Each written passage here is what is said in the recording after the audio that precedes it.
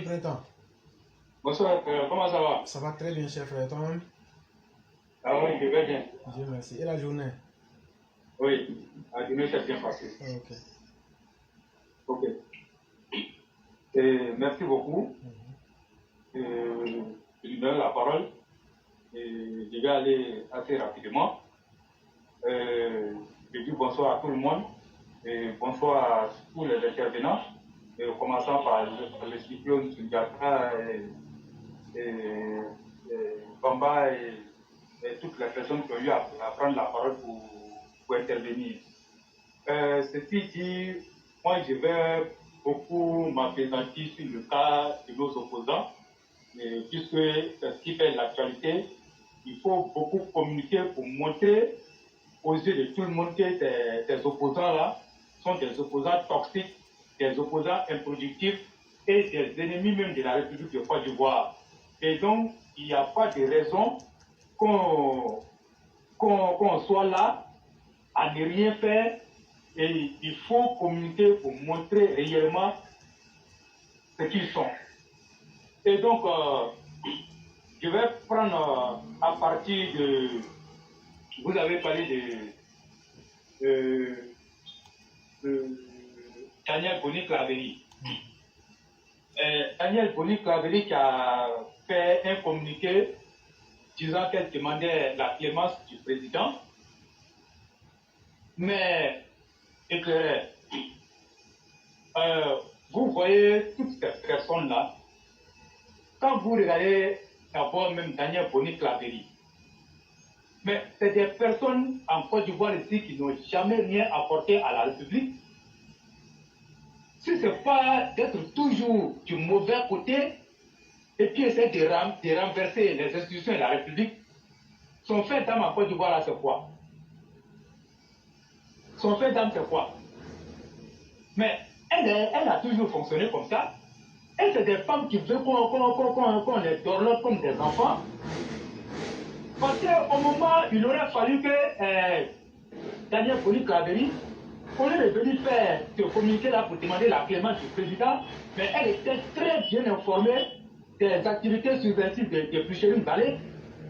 Il n'y a pas un membre de l'opposition qui n'était pas informé des activités que Pouchérim Balé menait afin de pouvoir renverser le pouvoir. Et tous ils étaient informés. Mais comme ça les arrangeait, ils se sont tués là-dessus et ils ont commencé à l'encourager et à lui donner des plans et à lui fournir, comme on appelle, en argent.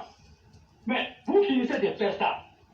Maintenant qu'on l'arrête, vous allez venir faire des communiqués pour qu'on la libère. Alors que moi je reviens là-dessus. Nous avons des militaires qui ont été arrêtés de façon injuste. Mais vous n'avez jamais pris la peine de faire un communiqué pour demander à Assimi Goïta de libérer nos militaires. Parce que vous êtes ivoirienne. Et aujourd'hui, on se rend compte que toute cette opposition-là est en train d'organiser un complot contre la République de Côte d'Ivoire avec des étrangers. Moi, je le dis parce que les Maliens ne sont pas des Ivoiriens. Mais quand vous partez faire ce complot-là avec les Maliens pour venir déstabiliser le pouvoir, mais comment on doit vous considérer? Mais on doit vous considérer comme des foutistes, des terroristes. Vous êtes des comploteurs comme votre propre République. Et mais vous méritez la prison. Et moi, je suis très d'accord avec Sundiata qui dit que toutes les personnes qui font des communiqués dans ce sens et qui sont là, qui encouragent la libération de Pouchérim Balé, il faut les arrêter. C'est aussi simple que ça. Il faut les arrêter. Parce qu'on ne peut pas prendre quelqu'un, la mettre dans le sac, avec des faits aussi graves comme ce que Pouchérim Balé a fait, et des personnes de mauvaises intentions, de mauvaise foi, d'une faire des communiqués à longueur de journée pour embêter, pour emmerder la République. Au nom de quoi? Et éclairé, je pense que la moisson sera bonne. Et en plus de Pouchérim Balé, vous vous souvenez très bien, lors de la désobéissance civile, ou encore au moment où ils avaient commencé à implanter les centres de vaccination du coronavirus, les centres qui pouvaient permettre de faire les tests du coronavirus. Et il y avait un cyberactiviste du PPACI du nom de Kofi Le Drone. Il avait été arrêté lors de la désobéissance civile et puis ensuite jeté en prison. Et après qu'il ait retrouvé la liberté, grâce à la grâce présidentielle que le président Alassane Ouattara a accordée à ceux qui ont commis des crimes mineurs, et ce Kofi Le Drone s'est dû sortir de la prison. Mais depuis l'arrestation de Priscilline Balé, il a repris du service. Il a fait un poste aujourd'hui où il taxait le gouvernement arbitraire qui arrêtait les gens sans raison valable et on les jette en prison. Et que lui demandait à Priscilline Balé de tenir bon. Et donc, c'est le lieu d'appeler à la responsabilité du procureur de la République et de toutes les personnes qui sont impliquées dans l'appareil judiciaire et même tout le gouvernement.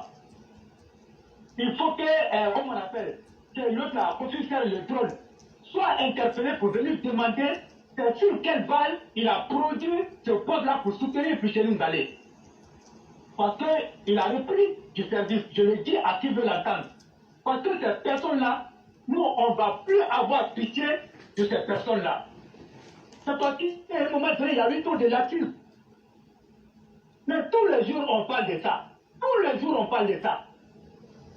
Mais Priscilline Balé a donné le repris de justice. Il faut que ça soit clair. Mais quand tu es le récidiviste là, qu'est-ce qu'on fait de toi?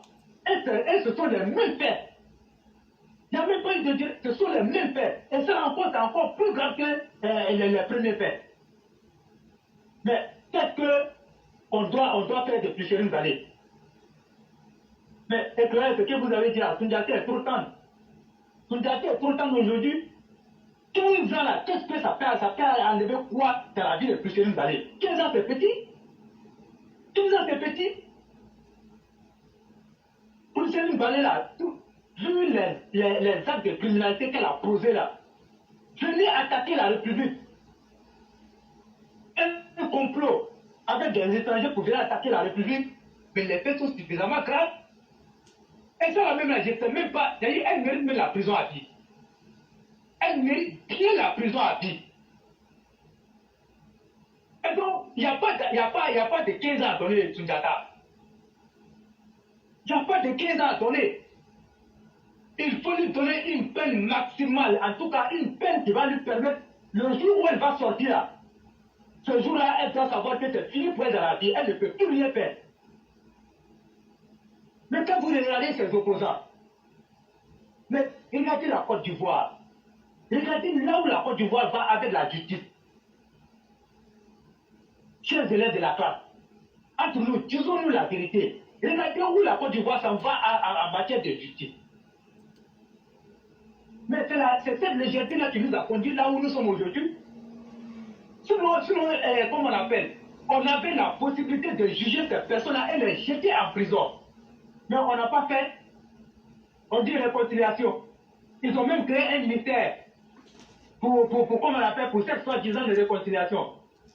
C'est dans quel pays vous avez vu, je dis bien dans le monde entier, où on crée un ministère spécialement pour réconcilier les Ivoiriens et ouvrir des personnes.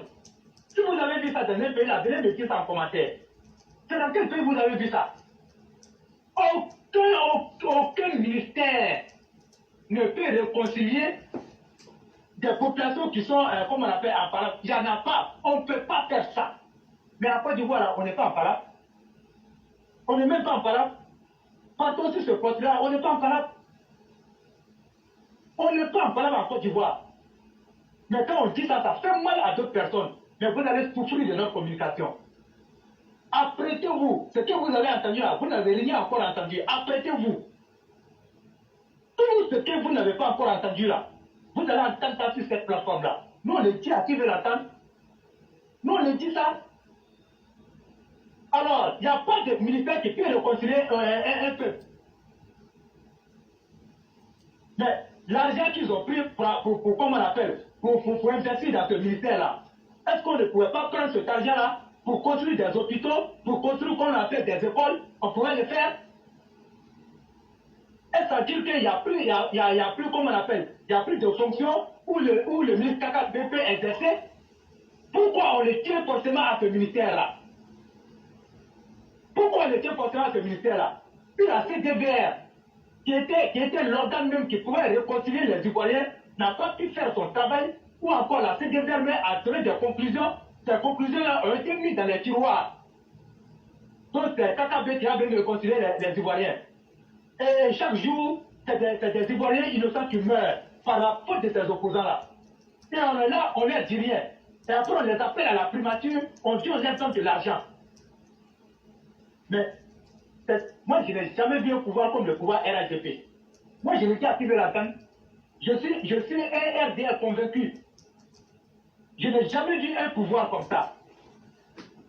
C'est comme si ils ont peur même des opposants là. C'est-à-dire quand les opposants là claquent le petit doigt seulement, ils plient leur queue. Moi, je dis bien, l'État de Côte d'Ivoire plie sa queue. Devant ces opposants là. Parce que c'est les opposants là qui doivent guider l'action politique, qui doivent guider l'action de développement, qui doivent guider comment on appelle, la justice. Et c'est ça. Ça veut dire que c'est l'opposition qui donne son dictat à l'appareil judiciaire. Quand on veut faire la justice, avec la complicité de certains cas du RIDP, ils sont toujours à la manière pour ne pas que la justice se fasse. Mais vos postes que vous occupez là, ceux qu'ils ont tués là, et ceux qui ont eu les bras coupés, comment on appelle, les séquelles là, qui sont devenus des handicapés là, mais c'est eux qui ont fait que vous êtes là-bas. S'ils ne s'étaient pas mobilisés pour aller voter, aujourd'hui, les postes que vous occupez là, vous ne pouvez pas occuper ces postes-là. Donc ça veut dire quelque part, vous êtes redevable à ces personnes-là. Contrairement à des gens comme des prisonniers balais qui ont financé la désobéissance civile, Pascal Affi N'Guessan, lui, il est rentré dans le rang. Lui, il a vu clair dedans, ce qu'il a vu à la DST. Il a vu clair dedans. Et lui, il s'est ressaisi. Mais quand on regarde des demandants efficaces, des candidats connus, qui font la pluie et le beau temps, et on est là, on dit rien. Ils sont toujours dans les meetings, en train d'arranger la foule, en train de distiller les discours de haine. Et vous êtes bien au courant de ça. Et vous allez attendre, quand le pire va se produire, en ce moment, vous allez vous lever pour venir dire quoi? Pour venir parler quoi? Mais est-ce qu'aujourd'hui, on a besoin de dire à la justice qu'il y a des criminels en Côte d'Ivoire? On n'a pas besoin de dire ça. Mais ils savent qu'il y a des criminels en Côte d'Ivoire. Des gens qui ont intérêt la nation. Mais si ces personnes-là s'arrogent encore le droit de venir manipuler les esprits, mais c'est dangereux. Mais quand Priscilline Ballet disait qu'elle allait rencontrer, qu'elle invitait les parents des 49 soldats à une rencontre, mais elle a pu rencontrer quand même ça, elle a pu rencontrer certaines familles de ces 49 soldats-là, elle a pu le faire. Mais allez-y voir le discours qu'elle a tenu là-bas. L'État de Côte d'Ivoire est impuissant, l'État de Côte d'Ivoire a envoyé, comme on appelle, ces mercenaires-là à l'abattoir, et que l'État de Côte d'Ivoire ne fait rien pour la libération de ces militaires-là. Et que c'est Priscilline Ballet, avec le GPL, avec le PPAC, avec le PDC de Sao Claude, qui avait, comme on appelle, le pouvoir de pouvoir libérer ces militaires-là. Ah bon? Et vous voyez, analysez bien ce qu'elle a dit. Vous allez comprendre que cette femme-là, c'est une vraie vipère. Il ne faut même pas la laisser. Parce que quand elle dit comme ça, là, l'État de Côte d'Ivoire, qui a tous les moyens financiers, avec, comme on appelle, si c'est en matière de guerre, c'est l'État qui va s'en charger de ça. En matière de finance, c'est l'État. Mais est-ce que Ali Kouna veut faire plus riche que l'État? Toro Game fait plus riche que l'État? Laurent Gbagbo fait plus riche que l'État? Mais où ils vont trouver ces moyens-là pour aller libérer ces 49 militaires-là? Ça veut dire quoi? Donc, les actions de Priscilline Ballet, c'est aussi simple que ça. Et c'est clair.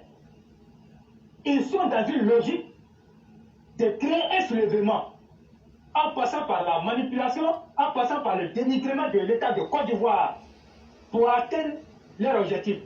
Voilà l'objectif principal. Sinon, que Priscilline Balé, ils savent qu'ils ne peuvent pas libérer ces 49 soldats-là. Et ils le font en complicité avec l'état de la junte malienne. Toutes les assimilations informées, ils savent ce qui se trame ici en Côte d'Ivoire. Ils le savent très bien. Et puisque Soro Guillaume a donné des garanties pour pouvoir avoir le Mali comme base arrière pour venir renverser et qu'il a promis beaucoup de choses à Assimi Goïta, voilà pourquoi nos soldats ont été pris en otage.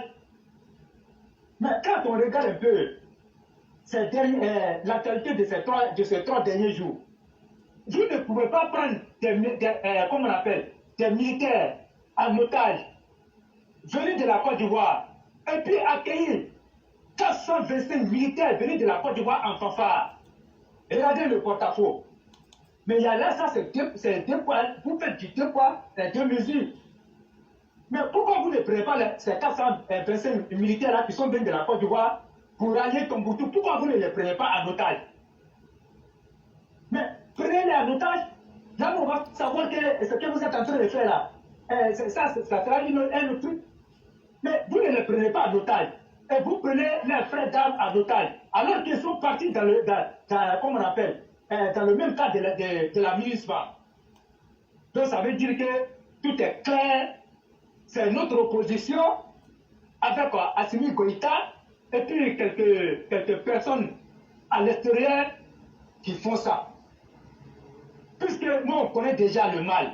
On dit quand tu vas à l'hôpital et que le médecin n'a pas pu diagnostiquer le mal, c'est en cela que ça devient un peu compliqué. Le cas de la maladie devient un peu compliqué. Mais à partir du moment où le diagnostic est fait et qu'on a retrouvé le mal, pour soigner le mal, c'est plus facile.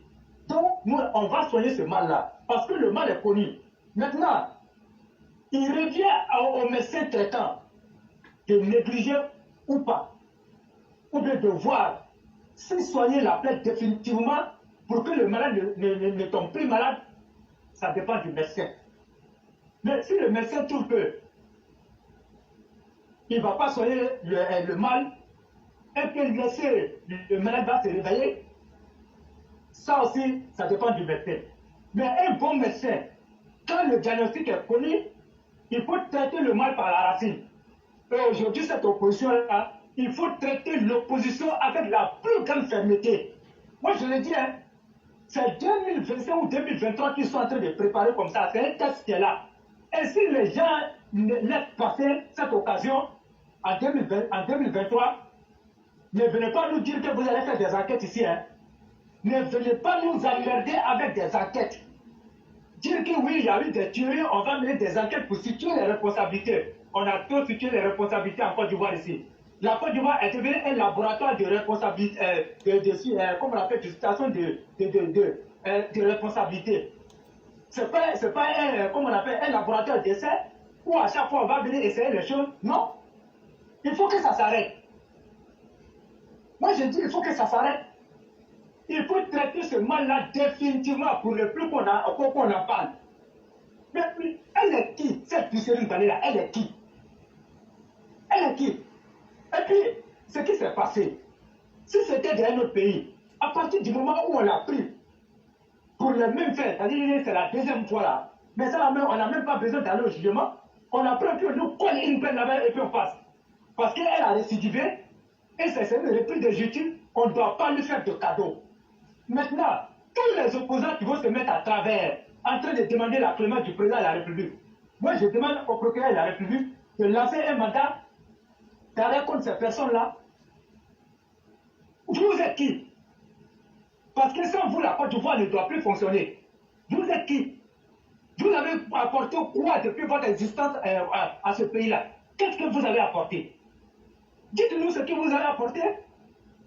En termes de positivité, vous n'avez rien apporté à la Côte d'Ivoire. Alors, foutez la paix aux Ivoiriens. Foutez la paix aux Ivoiriens. Nous, on s'en fout de vos intérêts personnels. Vous nous emmerdez avec ça? Vous nous emmerdez avec ça? 122 470 km². Alors, mais qu'est-ce que vous devez faire? C'est d'aider, comme on appelle, Assimi Ouattara. Mais vous allez partir vous associer à des déstabilisateurs. à des terroristes. C'est comme ça qu'il faut les appeler. Arrêtez. Moi, j'ai dit à tous ces fauteurs de troubles là, il faut les mettre en prison et puis on va passer. Rien ne va se passer. Parce que si c'était eux qui étaient au pouvoir, tout ce que nous sommes en train de dire aujourd'hui, on n'allait pas être là pour parler de ça. Et ils allaient tout faire pour anéantir toute l'opposition. Mais de façon que le président Alassane Ouattara est doux avec cette opposition-là, ils n'allaient pas le faire. Et ils allaient approcher peut-être nos têtes là devant la présidence pour pouvoir faire de ça des trophées de guerre. Mais pourquoi à chaque fois c'est vous voulez faire l'exception? Est-ce que vous êtes obligé d'aimer quelqu'un qui dit qu'il ne vous aime pas? Tu ne peux aimer, tu n'es pas, c'est pas la force. On ne te force pas, on ne t'oblige pas à l'aimer. Et moi je vais le dire. Moi je vais le dire ici que la seule solution à ce problème, je l'ai dit ici hier, et je vais continuer de parler de ça, c'est la justice. Il faut faire la justice pour que le peuple ivoirien ait la paix. Parce que c'est une bombe à retardement que vous êtes en train de créer. Vous êtes en train de créer une bombe à retardement. Mais le jour où cette bombe-là va s'exploser, c'est toute la Côte d'Ivoire qui va s'exploser. Je dis bien, c'est toute la Côte d'Ivoire qui va s'exploser. Et moi, je l'ai dit. Moi, je ne peux pas accepter ça. Que, comme on appelle, Madou Touré me fasse du mal. Et qu'on me dit oui, il faut accepter au nom de la réconciliation et on laisse Madou Touré en train de se promener. Pendant qu'il est en train de souffrir avec moi ma plaie. Et c'est la même chose pour ma soeur Fiona Kora. Moi, je fais du mal à Fiona Kora. Moi, on dit à Fiona Kora, oui, bon, il t'a fait du mal, mais nous, au nom de la réconciliation, nous, on te demande de laisser. Alors que Fiona Kora est en train de se promener avec son bras cassé. Pendant que moi, je suis là, le roi du printemps, je fais la pluie et le beau temps, je fais des discours intérieurs et je nargue Fiona Kora. Et on dit oui, la société est belle, tout est beau dans la société, la justice a fait son travail, alors Fiona Kora, tu peux continuer avec ton bras cassé, le roi du printemps, tu peux continuer à narguer les victimes et vivre la Côte d'Ivoire. Vous vous rendez compte? Vous vous rendez compte? Vous ne savez pas que c'est dangereux? Et c'est ce qui est en train de se passer en Côte d'Ivoire. Le président Alassane Ouattara, son excellence Alassane Ouattara, il a réussi dans tous les domaines, je le dis. Mais monsieur le président, vous avez échoué en termes de justice. La justice, là, vous l'avez échoué. C'est un de vos militants qui vous parle. Je dis vous avez échoué sur le plan de la justice. Et ce n'est pas moi seul qui le dis, tout le monde parle de ça. Et il n'y a pas certains jours là même éclairant, où les associations, je ne sais pas si c'est une association de juges qui se sont réunis là-bas, elles ont parlé. Elles ont fustigé le comportement. On ne peut pas juger quelqu'un, on lui donne une peine, quelques mois après, on le libère. Mais quand on le libère là, lui, il a donné la peine là. Lui qui sort de prison, il le regarde à comment. Lui, il devient son ennemi, et c'est ce qui est en train de se passer dans votre appareil judiciaire. Moi, j'ai dit, tous les corps qui sont dans l'appareil, il faut les nettoyer. Il faut les balayer. Toutes les personnes qui rentrent à compte courant de la justice là, il faut les balayer, et puis on va passer.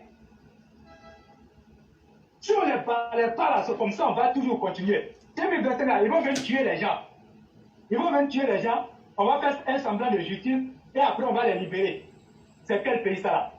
Monsieur le Président, si vous n'avez pas pu parfaire le plan de la justice là, tout ce que vous allez faire comme investissement là, ça sera zéro. Ça sera une maison sans une vraie fondation. Et moi je l'ai dit, la Côte d'Ivoire sera une belle mangue. Tu la vois comme ça à l'extérieur, la mangue elle est belle, mais l'intérieur est pourri.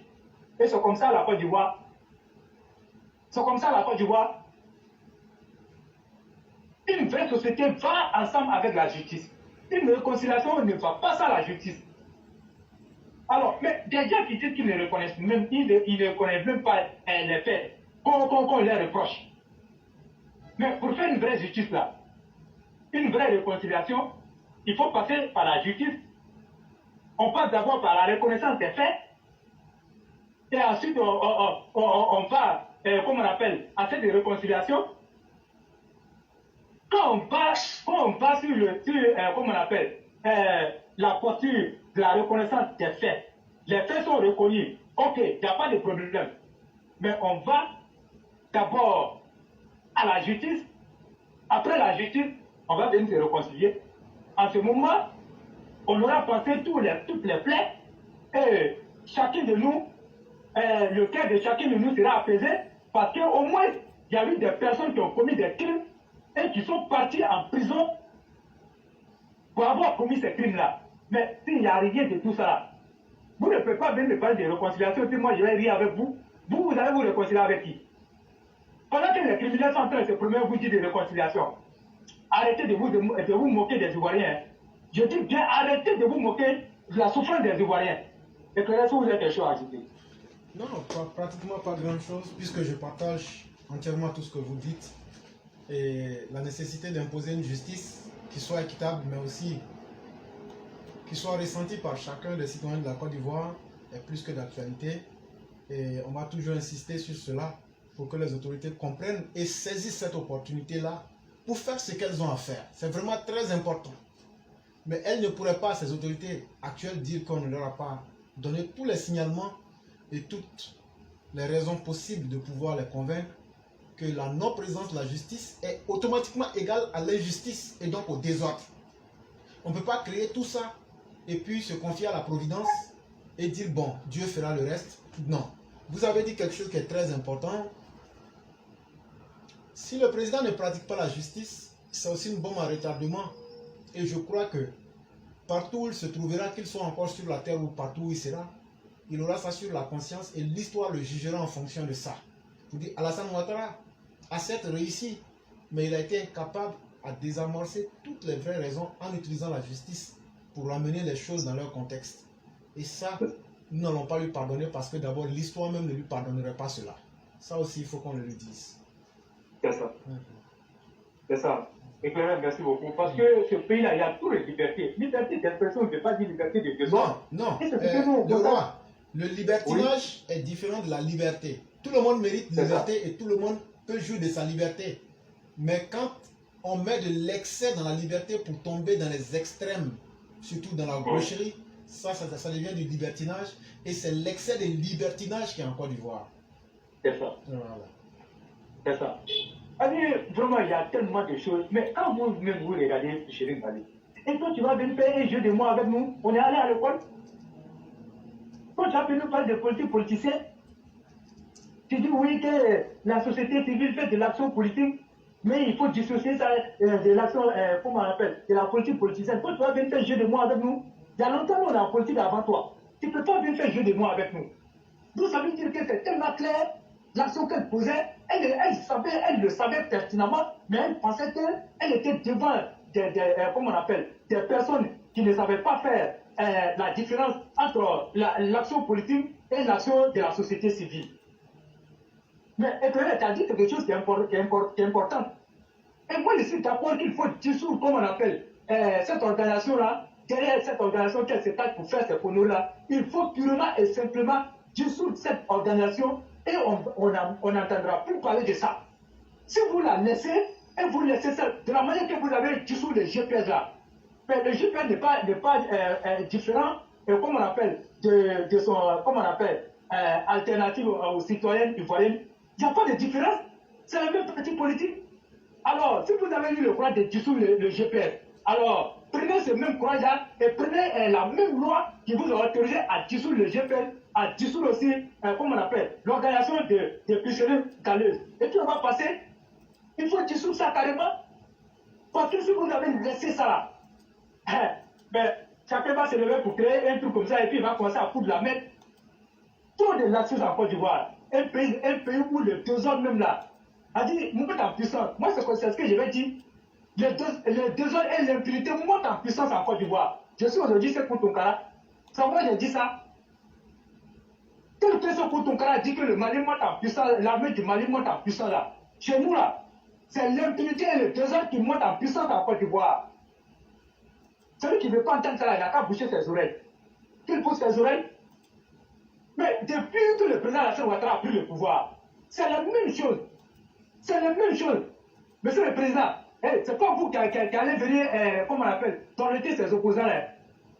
Ils ne vous ont pas fait cadeau, mais vous avez suffisamment fait pouet. Il est temps que vous tapez du poing sur la table. Vous avez suffisamment fait pouet. Tout ce que vous devez donner là, vous avez donné tout. Il n'y a plus rien à donner. Et donc, vous ne pouvez pas laisser, comme on appelle, ce désordre et l'impunité monter en puissance à la Côte d'Ivoire et dire que vous êtes en train de développer le pays. On est d'accord avec ça. Mais l'impunité et puis le désordre qui monte en puissance là, vous dites quoi de ça? Qu'est-ce que vous faites ça? Vous faites. Qu'est-ce que vous faites? Mais prenez des décisions fortes. Vous avez dégelé les comptes de ces opposants. Vous leur avez donné tout sur un plateau d'or. Mais à la fin de la journée, ils cherchent à vous tuer. Et ils disent aux gens que vous n'avez rien fait pour eux. Ils mentent à leurs militants. D'autres même sont allés plus loin pour mentir à leur famille. Que leurs comptes n'ont pas été dégelés, alors que vous avez tout fait pour dégeler leurs comptes. Monsieur le Président, mais ils continuent de mener des actions pour tuer encore les Ivoiriens en 2023. Et la série sur le gâteau sera les élections de 2025. Monsieur le Président, il est temps que vous puissiez mettre de l'ordre dans l'appareil judiciaire parce que vous n'avez pas pu assainir ce milieu-là. Vous avez fait un peu partout, mais ce milieu-là, il reste beaucoup à faire dans ce milieu.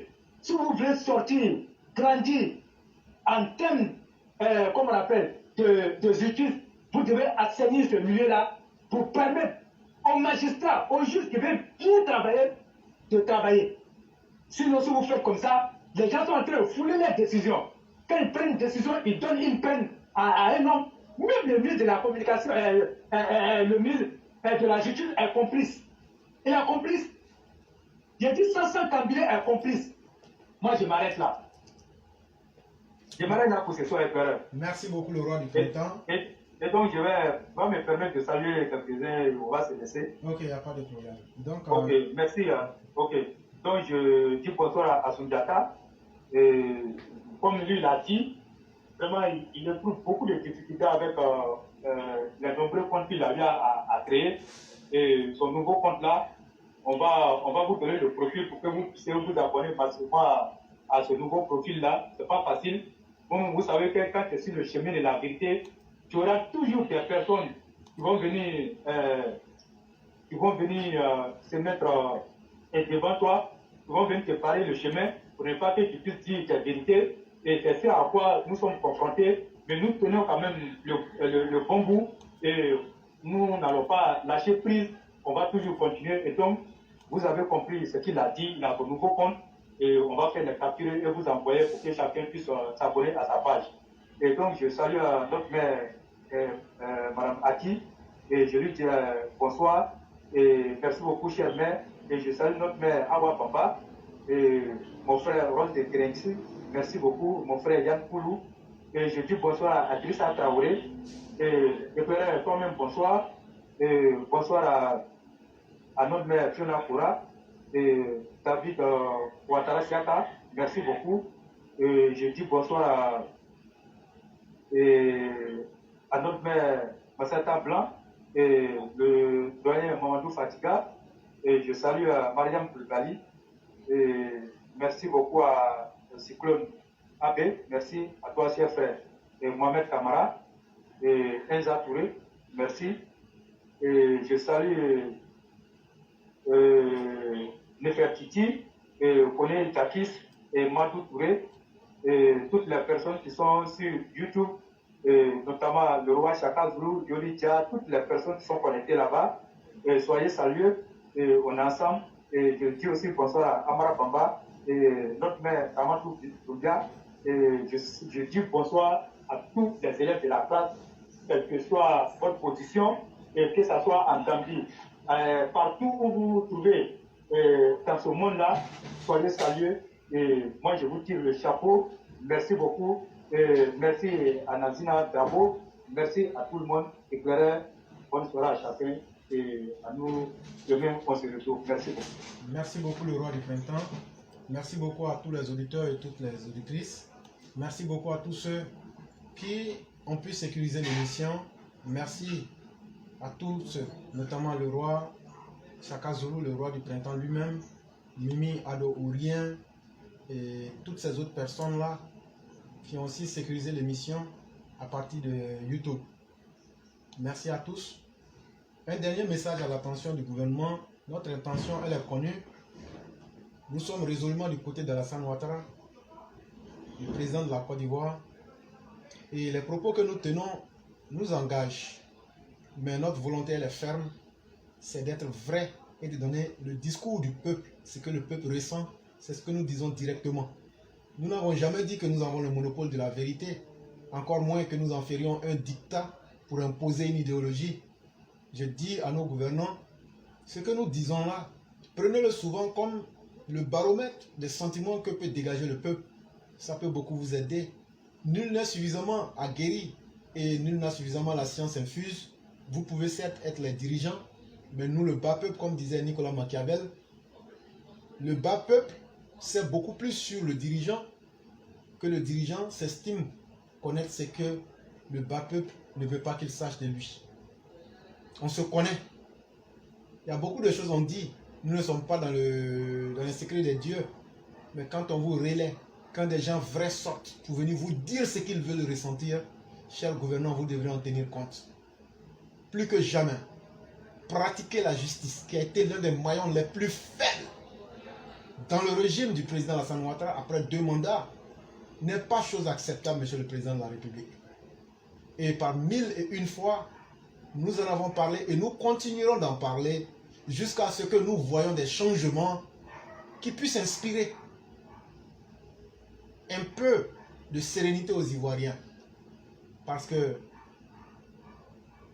il n'y a aucun visage sur la justice et tout le monde l'a décrit. Monsieur le Président, votre image de marque est trop grande pour que les Ivoiriens, que nous sommes, partisans ou non partisans, organisations internationales, puissent vous dire la même chose. Ça veut dire qu'il y a urgence. Ça veut dire qu'il y a nécessité de faire cette justice-là. Sinon, demain, elle vous rattrapera et l'histoire vous jugera en fonction. Toutes les grandes nations qui se sont bâties, elles ne l'ont pas fait sur les bases des compromissions, les bases des arrangements politiques. Monsieur le Président, je l'ai toujours dit ici, ces mêmes organisations qui vous encouragent au laxisme ne vous donneront pas le prix Nobel de la paix tant que nous, vos administrés, ne serions pas satisfaits et ne nous sentirions pas en garantie de paix pour les générations à venir et pour nous-mêmes. On ne peut pas construire une grande nation avec seulement des édifices extérieurs. On construit une grande nation avec la capacité de savoir que tout le monde sera traité de façon égale, juste, à travers les lois. C'est vraiment très important. Et de là où nous nous trouvons, nous sommes dispersés de par le monde, mais nous trouvons l'occasion et la possibilité de nous réunir pour parler de la Côte d'Ivoire, parce que nous voulons voir la paix en Côte d'Ivoire, nous voulons voir le développement en Côte d'Ivoire, et pour nous, ce sont des choses qui ne peuvent pas être dissociées. Si vous avez déjà pu faire des routes, vous avez déjà pu faire des gratte-ciel, vous avez déjà émerveillé le monde, vous pouvez aussi le faire en termes de justice, Monsieur le Président. Pour ma part, je puis estimer, je ne sais pas si c'est vous-même qui empêchez que les choses se fassent, ou bien même que c'est un manque même de compétences de votre ministre de la Justice, mais plus que jamais, les choses sont là aujourd'hui en face de chacun. Et il faut des actions concrètes pour que dans ce domaine-là, les choses bougent. Mesdames et messieurs, je vous dis merci. Merci infiniment à tous ceux qui ont résolument permis que ces émissions du jour se fassent de façon homogène. Merci aussi à ceux qui nous combattent, parce que vous nous permettez de gagner en expérience et vous nous permettez de savoir que notre message passe. Et je le dis, en 28 jours, je remercie en 28 jours, il y a pratiquement, je vais voir le chiffre pour ne pas dire quelque chose dans le faux. Sur la seule page Éclaireur Pro Vérité, on a pu avoir plus d'1 564 760 000 personnes qui ont pu recevoir nos messages. Et dans la même période, c'est-à-dire en moins d'un mois, on a pu avoir 1 107 679 personnes qui disent qu'elles aiment nos messages sur les 1 564 760 personnes. Plus ou moins Ça veut dire donc que plus de 95-96% des personnes, si je ne m'abuse, partagent nos messages. Et donc ça veut dire que nos messages sont bons. C'est des chiffres qu'on peut interpréter facilement pour comprendre que nous sommes sur la bonne voie. Et Dieu merci, 90% de notre auditoire se trouve en Côte d'Ivoire. Donc je peux estimer qu'en l'espace d'un mois, si nos messages ont atteint, si je divise peut-être par 3, non, 90%, il faut diviser par 2. Donc ce qui veut nous dire que facilement, on peut dire que les 1 million et quelques sont en Côte d'Ivoire. Nous disons Dieu merci, ça veut dire que le message passe et le message est aimé. C'est ça le plus important. Chers élèves de la classe, merci à tous. Que la grâce de Dieu demeure en nous. Certainement que nous nous retrouverons demain, samedi 27 août 2027. Que la grâce de Dieu soit.